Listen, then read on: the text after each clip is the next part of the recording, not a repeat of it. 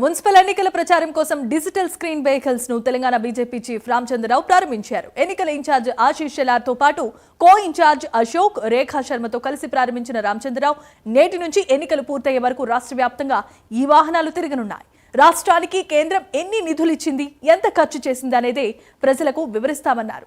Congress, BRS కేంద్రంపై తప్పుడు ప్రచారాలు చేస్తున్నాయని, వాటిని తిప్పికొడతామని స్పష్టం చేశారు రామచంద్రరావు. భారతీయ జనతా పార్టీ కార్యాలయంలో మా జాతీయ పార్టీ నియమించినటువంటి ఒక ఇన్ఛార్జ్ అయినటువంటి ఆశీష్ షెలార్ గారు, మరి అశోక్ పర్నామి గారు, అదేవిధంగా రేఖా శర్మ గారు రాజ్యసభ సభ్యురాలు, ఇంతకుముందు ఉమెన్స్ కమిషన్ చైర్మన్ వారు, అదేవిధంగా కార్యకర్తలు మా ఒక నేతల సమక్షంలో ప్రచార రథాలు ఈరోజు ఇక్కడి నుంచి మేము లాంచింగ్ చేయడం జరిగింది.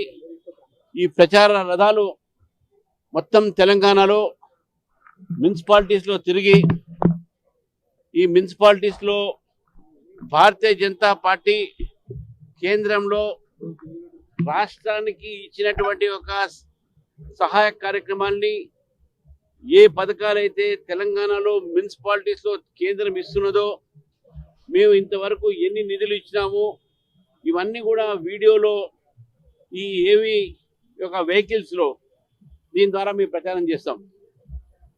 కాంగ్రెస్ పార్టీ, బీఆర్ఎస్ పార్టీ రెండు పార్టీలు కూడా భారతీయ జనతా పార్టీ మీద, అదేవిధంగా కేంద్ర పార్టీ మీద తెలంగాణ ప్రజలకు తప్పుడు సమాచారాలు ఇస్తా ఉన్నారు. ఆ తప్పుడు సమాచారాన్ని తిప్పికొట్టడానికి మేము ఈ వాహన